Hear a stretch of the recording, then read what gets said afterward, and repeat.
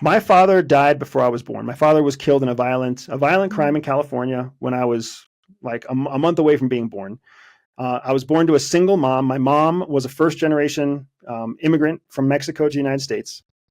And I was without a father. My father and my mother got, they got married only because my mom was pregnant.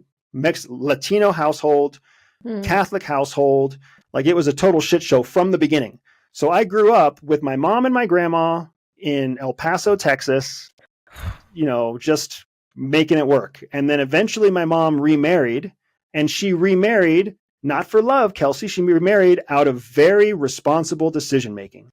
A nice white guy who was 13 years older than her, who hated her family, and moved my mom and I up to Pennsylvania, as far away from El Paso as you could possibly get, right? And then I grew up in this mixed household with two half sisters, because my father and my mother or my stepdad and my mother went on to have daughters.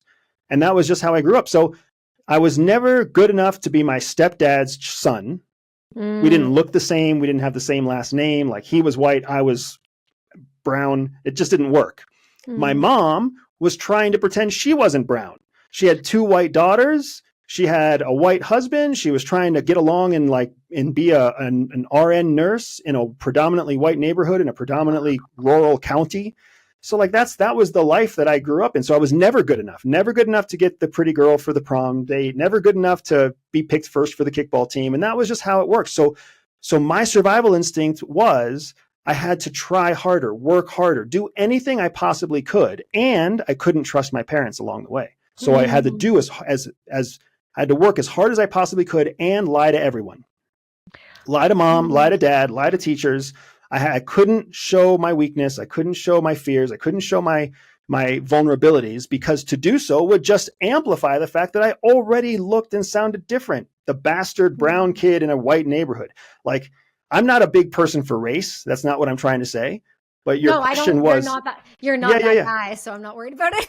But your question was like, what did it fulfill for me?